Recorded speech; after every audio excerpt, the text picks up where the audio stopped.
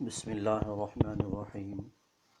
السلام علیکم ورحمۃ اللہ وبرکاتہ۔ Multan public school and college کی طرف سے اسلامیات ٹیچر قاری محمد عمر آپ سے مخاطب ہے۔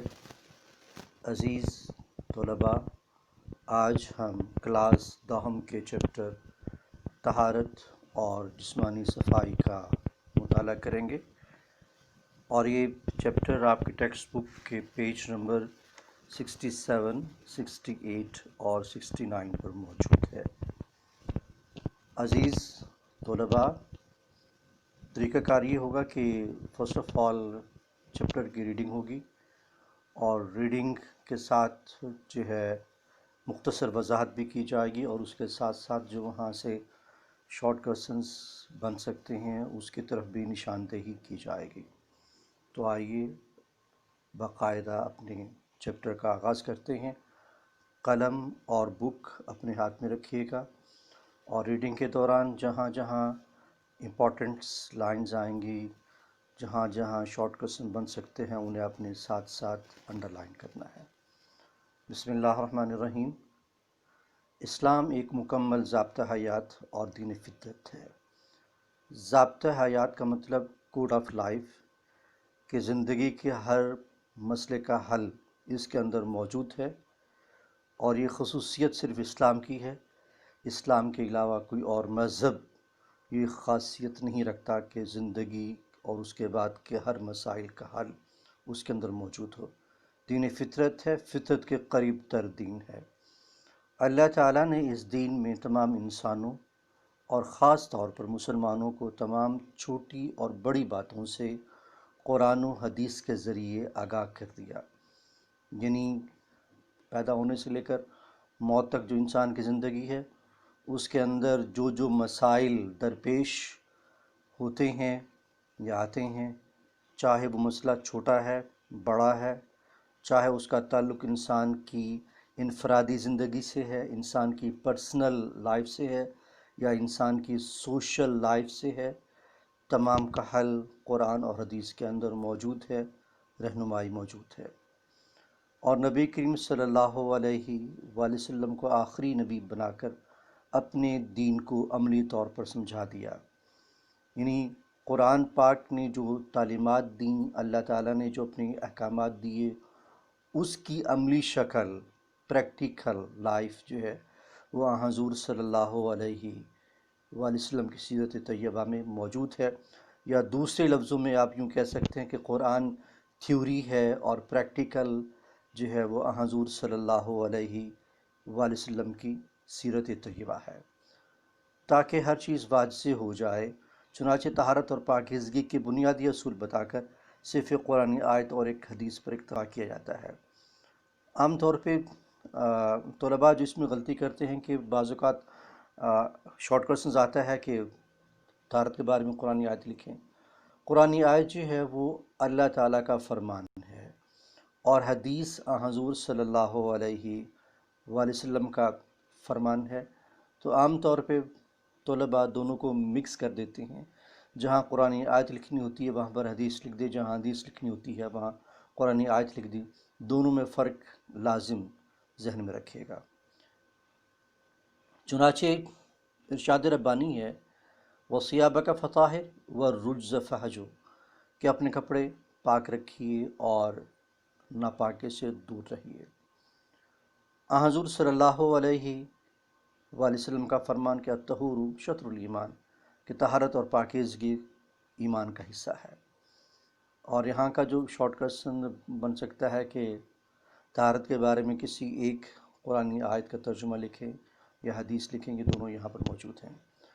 طہارت کے لغوی معنی پاک ہونے کے ہیں، اسے آپ نے مارک کرنا ہے۔ طہارت کے لغوی معنی کیا ہے؟ آج کے دور میں صفائی کا خیال تو رکھا جاتا ہے، اور شریعت کے اصولوں کو اپنائے بغیر عام غسل کرنے کو بھی طہارت کے مفہوم میں لے کر آتے ہیں، حالانکہ طہارت کا شرعی مفہوم بالکل مختلف ہے۔ یہاں کا اسے آپ نے مارک کرنا ہے کہ طہارت کا شرعی مفہوم کیا ہے، اور شریعت کے بتائے ہوئے اصولوں اور اس کی شرائط کے مطابق صفائی نہ کی جائے تو طہارت نہیں ہوگی، اور طہارت کے نہ ہونے کی وجہ سے کوئی عبادت قبول نہیں ہوگی۔ بات یہ ہے کہ ہم لوگ طہارت اور پاکیزگی کو ایک عام مفہوم میں لیتے ہیں، حالانکہ اسلام میں اس کا مفہوم مختلف ہے۔ فرض کریں کہ اگر ایک کپڑا ناپاک ہے، اسے آپ شراب سے دھوئیں، صاف تو ہو جائے گا لیکن پاک نہیں ہوگا۔ تو اسلام صفائی بھی چاہتا ہے اور پاکیزگی بھی چاہتا ہے۔ کسی چیز کو آپ نے پاک اور صاف رکھنا ہے تو اسے اسلام کے اصولوں کے مطابق پاکیزگی اور صفائی کا خیال رکھیں گے تو وہ چیز پاک بھی ہوگی اور صاف بھی ہوگی، ورنہ بظاہر تو وہ چیز صاف ہو جائے گی لیکن باطنی طور پر وہ چیز پاک نہیں ہوگی، اور پاکی نہ ہونے کی وجہ سے کوئی عبادت بھی قبول نہیں ہوگی۔ طہارت میں دو چیزیں شامل ہیں۔ یہاں کا جو ہے شارٹ کوسچنز کہ طہارت میں کتنی چیزیں شامل ہیں؟ طہارت میں دو چیزیں شامل ہیں۔ پہلی چیز وضو ہے، دوسری چیز غسل ہے۔ اور نماز سے پہلے وضو کر لینا لازم ہے، یہاں اسے بھی آپ نے مار کر لینا ہے۔ شرط یہ ہے کہ جسم اور لباس دونوں پاک ہوں۔ اگر جسم اور لباس پاک نہیں ہیں تو وضو سے پہلے غسل کرنا اور لباس پاک کر لینا بھی لازم ہے۔ وضو کے فرائض، وضو کے 4 فرائض ہیں۔ فرائض وہ اعمال ہیں کہ اگر ان میں سے کوئی ایک عمل انسان نے چھوڑ دیا تو وضو بالکل نہیں ہوگا۔ پہلا فرض چہرے کو دھونا، دوسرا فرض کہنیوں سمیت ہاتھوں کو دھونا، تیسرا فرض سر کا مسح کرنا، چوتھا فرض ٹخنوں سمیت پاؤں دھونا۔ ان کے علاوہ باقی چیزیں سنت اور مستحب ہیں۔ سنت چیزیں وہ ہیں کہ جو فرض تو نہیں ہیں، یعنی وہ حضور صلی اللہ علیہ وآلہ وسلم کے اعمال سے ثابت ہیں، لیکن انہیں چھوڑ دینا جو ہے وہ عادتاً چھوڑ دینا وہ گناہ ہے۔ ان کے بغیر وضو ہو جائے گا، لیکن اگر انسان قصداً جان بوجھ کر اسے چھوڑنے کی عادت بنا لے تو اللہ تعالیٰ کے ہاں گناہ گار ہوگا۔ اور مستحب مینس کہ جو چیز فرض بھی نہیں ہے، سنت بھی نہیں ہے، لیکن اس سے چیز میں خوبصورتی پیدا ہو جائے گی، وہ چیز بہتر ہو جائے گی، بہترین ہو جائے گی، تو اسے مستحب کہتے ہیں۔ وضو کا طریقہ، وضو کا مسنون، مسنون کے معنی سنت۔ وضو کا مسنون طریقہ، سنت طریقہ درج ذیل ہے۔ سب سے پہلا عمل اچھی طرح ہاتھوں کو دھونا، 3 بار کلی کرنا، 3 بار ناک میں اچھی طرح پانی ڈالنا، چہرے کو پیشانی کے بالوں سے لے کر ٹھوڑی کے نیچے تک اور ایک کان کی لو سے لے کر دوسرے کان کی لو تک اچھی طرح دھونا، کہنیوں سمیت بازو کو دھونا، سر کا مسح کرنا، ٹخنوں سمیت پاؤں کو دھونا، اور وضو کرتے ہوئے یہ خیال رکھنا کہ پہلے جسم کا دایاں حصہ، یعنی پہلے رائٹ اور اس کے بعد پھر لیفٹ جو ہے وہ حصہ دھویا جائے، یعنی کہ اگر بازو دھونے ہیں تو پہلے جو ہے وہ رائٹ بازو دھوئیں گے، پھر لیفٹ پہ آئیں گے، پاؤں دھونے ہیں تو پہلے رائٹ اور پھر لیفٹ۔ اور جسم کے اعضاء کو 3 بار دھونا، یعنی کہ 3 بار سے زائد جو ہے وہ دھونا بھی غلط ہے، کم از کم 3 بار دھونا ضروری ہے۔ اور وضو جب انسان کرتا ہے یا غسل کرتا ہے تو اس بات کا خیال رکھے کہ جو اعضاء وضو کے اندر دھوئے جاتے ہیں ان میں اگر بال کے برابر بھی کوئی جگہ خشک رہ گئی تو وضو نہیں ہوگا۔ اگر کوئی جگہ بال کے برابر بھی خشک رہ گئی تو وضو نہیں ہوگا، وضو نہیں ہوا تو عبادت بھی قابل قبول نہیں ہوگی۔ تو اس لیے اچھی طرح جسم پہ مل کے اچھی طرح یقین کر لیں کہ واقعی جو ہے کہ جسم کے اعضاء آپ نے مکمل طور پر دھو لیے ہیں، اور ہاتھوں کی انگلیاں ہیں اور پاؤں کی انگلیوں کے درمیان خلال کرنا ہے تاکہ وہاں بھی یقین ہو جائے کہ انگلیوں کے درمیانی جو جگہ بعض طور پہ جو ہے وہ خشک رہ جاتی ہے تو وہ جگہ خشک نہ رہے بلکہ وہاں بھی پانی پہنچ جائے۔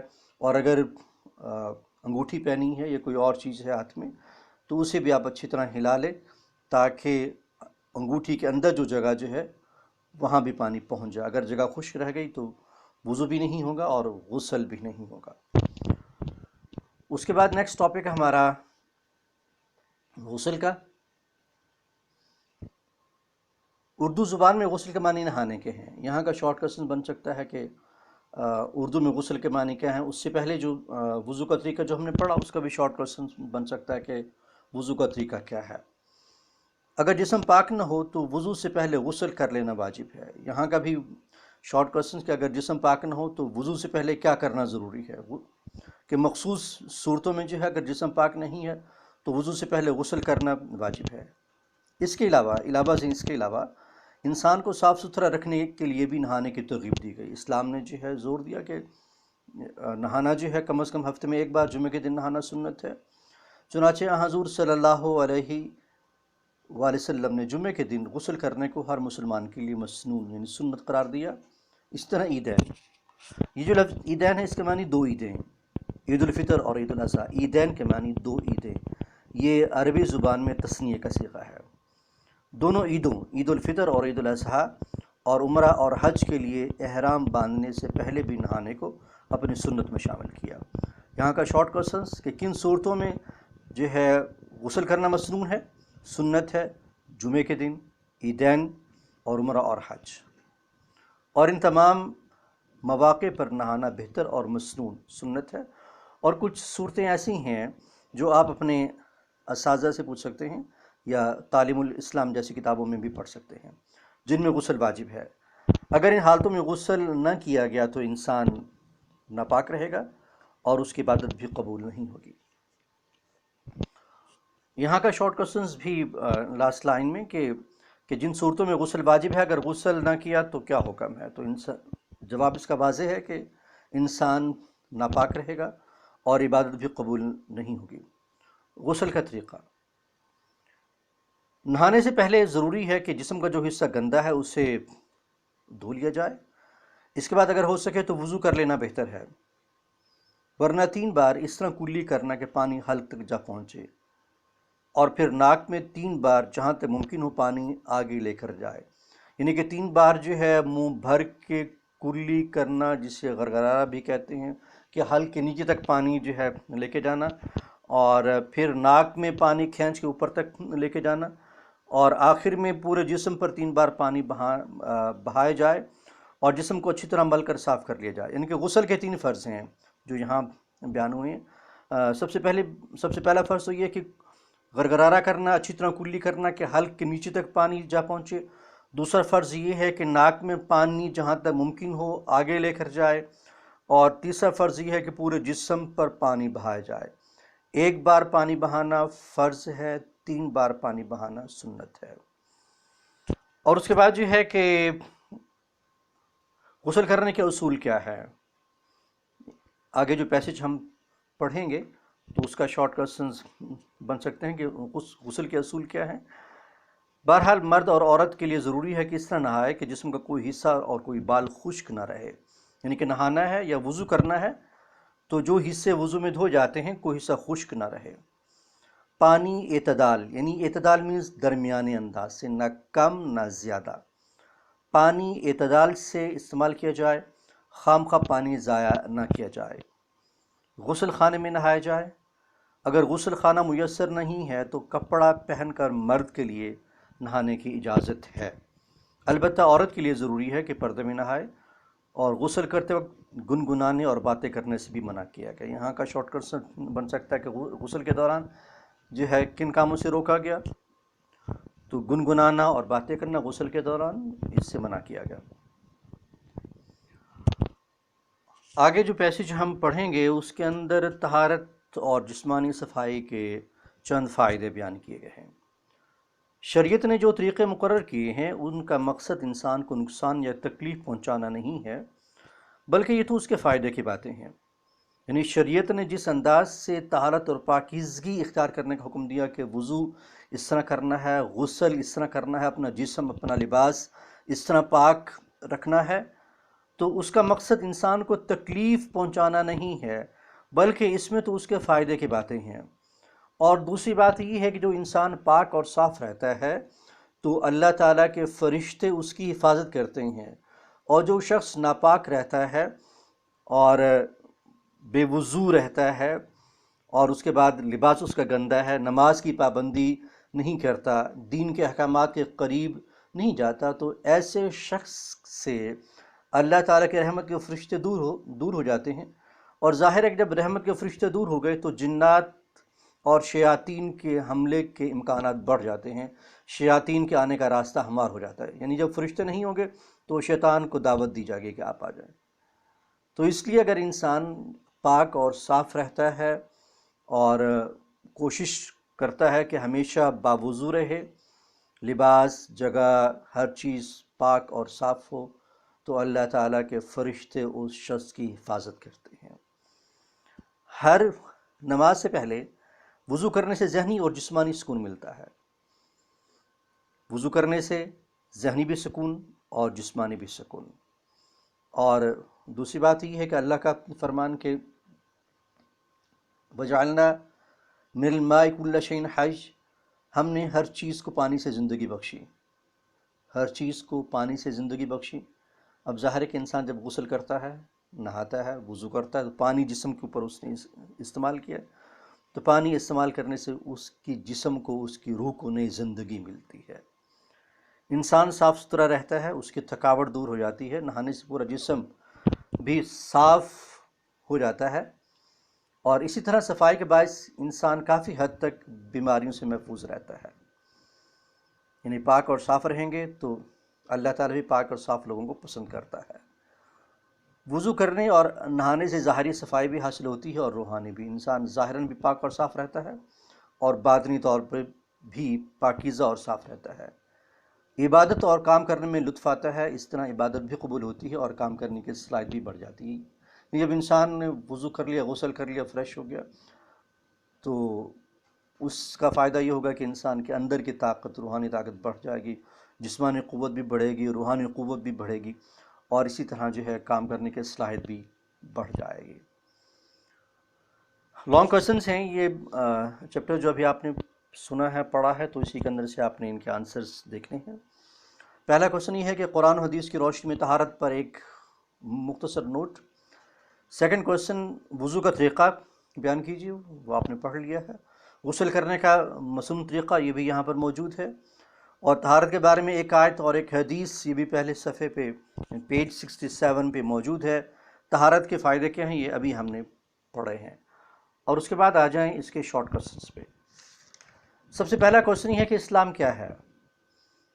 تو اس کا آنسر کہ اسلام ایک مکمل ضابطہ حیات ہے اور دین فطرت ہے۔ اسلام ایک مکمل ضابطہ حیات ہے اور دین فطرت ہے، اور اللہ تعالیٰ کے نزدیک پسندیدہ دین ہے۔ اور اللہ تعالیٰ نے اپنے اس دین میں تمام انسانوں، خاص طور پہ مسلمانوں کو تمام چھوٹی اور بڑی باتوں سے قرآن و حدیث کے ذریعے آگاہ کر دیا ہے۔ اس کے بعد نیکسٹ جو شارٹ کویسچنز ہے، طہارت کے بارے میں قرآن آیت کا ترجمہ، کہ اپنے کپڑوں کو پاک اور صاف رکھیے اور ناپاکی سے دور رہیے۔ طہارت کے بارے میں حدیث نبوی صلی اللہ علیہ وآلہ وسلم، الطہور شطر الایمان، طہارت اور پاکیزگی ایمان کا حصہ ہے۔ کویسچن نمبر 4، طہارت کی لغوی معنی کیا ہے؟ طہارت کی لغوی معنی پاک اور صاف ہونے کے ہیں۔ طہارت کا شرعی مفہوم کیا ہے؟ طہارت کا شرعی مفہوم یہ ہے کہ شریعت کے مفہوم کی روح سے شریعت کے بتائے ہوئے اصولوں اور اس کی شرائط کے مطابق صفائی اور پاکیزگی اختیار کرنا طہارت کہلاتی ہے۔ شریعت کے بتائے ہوئے اصولوں اور طریقوں اور شرائط کے مطابق صفائی اور پاکیزگی اختیار کرنے کو طہارت اور پاکیزگی کہتے ہیں۔ یعنی اگر ہم نے شریعت کے اصولوں کو سامنے نہیں رکھا اور اپنے ایک خیال کے مطابق طہارت اور پاکیزگی اختیار کر لی، اور شریعت کے احکامات اور اصولوں کو ہم نے اختیار نہیں کیا، تو ایسی صورت میں صفائی اور پاکیزگی نہیں ہوگی۔ اور نیکسٹ کویسچن، طہارت نہ ہونے کا نقصان کیا ہے؟ تو اس کا وہی آنسر ہے کہ طہارت نہ ہونے کی وجہ سے کوئی عبادت قبول نہیں ہوگی۔ اور نیکسٹ کویسچن، طہارت میں کتنی چیزیں شامل ہیں؟ 2 چیزیں شامل ہیں، وضو اور غسل۔ اور کویسچن نمبر 8، نماز سے پہلے وضو کرنا کیسا عمل ہے؟ وضو کرنا لازم ہے، نماز سے پہلے وضو کرنا لازم ہے۔ اور بعض اوقات جو ہے کہ ان دی شیپ آف MCQs یہ کویسچن پوچھتی ہیں کہ نماز سے پہلے وضو کرنا کیسا ہے، اور اس کی آپشن دیتے ہیں کہ فرض ہے، واجب ہے، سنت ہے، لازم ہے۔ تو اس کا صحیح آنسر لازم ہے۔ اور اس کے بعد جو ہے اگر جسم پاک نہیں تو وضو سے پہلے کیا ضروری ہے؟ اور اگر اس کا آنسر وہی ہے کہ اگر جسم اور لباس پاک نہیں تو وضو سے پہلے غسل کرنا اور لباس پاک کرنا لازم ہے۔ کوشچن نمبر 10، وضو کے کتنے فرائض ہیں؟ وضو کے 4 فرائض ہیں۔ سنت اور مستحب میں کیا فرق ہے؟ سنت سے مراد حضور صلی اللہ علیہ وآلہ وسلم کا عمل ہے، اور جو مستحب ہے یہ سنت بھی نہیں ہے، فرض نہیں ہے، یہ حضور صلی اللہ علیہ وسلم نے بعض اوقات یہ عمل کیا، بعض اوقات نہیں کیا۔ تو یہ چیزوں میں عمل میں خوبصورتی پیدا کرنے کا ذریعہ ہے کہ سنت اگر آپ نے جان بوجھ کے چھوڑ دی تو اس کا گناہ ہوگا، مستحب اگر آپ نے جان بوجھ کے بھی چھوڑ دیا تو اس میں کوئی حرج نہیں ہے، لیکن یہ ہوگا کہ وہ چیز اس کی خوبصورتی ختم ہو جائے گی۔ وضو کا مسنون طریقہ کیا ہے؟ وہ آپ کی بک کے اندر پیج 68 میں بھی آپ نے پڑھا کہ وضو کا مسنون طریقہ درج ذیل ہے۔ اور اس کے بعد جو ہے اردو میں غسل کے معنی کیا ہے؟ اردو میں غسل کے معنی نہانے کے ہیں۔ نیکسٹ کویسچن، جسم اگر پاک نہ ہو تو وضو سے پہلے کیا کرنا واجب ہے؟ اس کا آنسر یہ کہ اگر جسم پاک نہ ہو تو وضو سے پہلے غسل کرنا واجب ہے۔ اور کن مواقع پر غسل کرنا مسنون؟ مسنون کے معنی سنت کے ہیں۔ کن مواقع پر غسل کرنا مسنون ہے؟ تو اس میں جمعے کے دن غسل کرنا مسنون ہے، عیدین 2 عیدوں میں غسل کرنا یعنی عید الفطر اور عید الاضحیٰ، ان میں غسل کرنا مسنون ہے، سنت ہے۔ عمرہ اور حج کے لیے احرام باندھنے سے پہلے بھی نہانا، غسل کرنا مسنون ہے۔ اور اس کے بعد ہے کوسچن نمبر 16، یہ جو لفظ عیدین ہے اس کے معنی کیا ہے؟ پہلے بات ہو چکی کہ اس کے معنی 2 عیدوں کے ہیں، عیدین کے معنی 2 عیدیں۔ اور نیکسٹ کویسچن ہے کہ واجب صورتوں میں غسل نہ کرنے کا کیا نقصان ہوتا ہے؟ کہ جن صورتوں میں غسل واجب ہے ان صورتوں میں اگر غسل نہیں کیا گیا تو انسان ناپاک رہے گا اور اس کی کوئی عبادت بھی قبول نہیں ہوگی۔ غسل کرنے کا طریقہ یہ آپ نے ابھی پڑھ لیا ہے، اور اس کے بعد جو ہے کہ غسل کے دوران پانی کس طرح استعمال کرنے کا حکم ہے؟ غسل کے دوران پانی اعتدال کے ساتھ، نہ کم نہ زیادہ۔ اور غسل کے دوران کیا کام کرنے سے روکا گیا ہے؟ غسل کے دوران گنگنانے یعنی گانا گانے یا باتیں کرنے سے منع کیا گیا ہے۔ اور شریعت نے جو طریقے ہمیں سکھائے ہیں طہارت کے، ان کے مقاصد کیا ہیں؟ تو شریعت نے جو طریقے ہمیں سکھائے ہیں تو ان کا مقصد انسان کو تکلیف پہنچانا نہیں ہے، بلکہ اس میں اس کے اپنے فائدے کی باتیں ہیں، اور اس شریعت کے مطابق اگر اس نے طہارت کا اہتمام کیا تو اللہ تعالیٰ بھی ایسے شخص کو پسند کرتا ہے۔ اور اس کے بعد لاسٹ کویسچن ہے کہ وضو اور غسل کے چند فوائد بیان کریں۔ یعنی اس کا جو آنسر بالکل سیم ایزی ہے کہ وضو کرنے سے ذہنی اور جسمانی سکون ملتا ہے، انسان صاف ستھرا رہتا ہے، اس کی تھکاوٹ دور ہو جاتی ہے، پورا جسم صاف ہو جاتا ہے۔ اور اس کے علاوہ اگر آپ کچھ اور بھی چاہیں تو اسے لکھ سکتے ہیں۔ اور آخر میں دعا ہے کہ اللہ تعالیٰ ہم سب کے لیے آسانیاں پیدا فرمائے اور آسانیاں تقسیم کرنے کی توفیق عطا فرمائے۔ شکریہ۔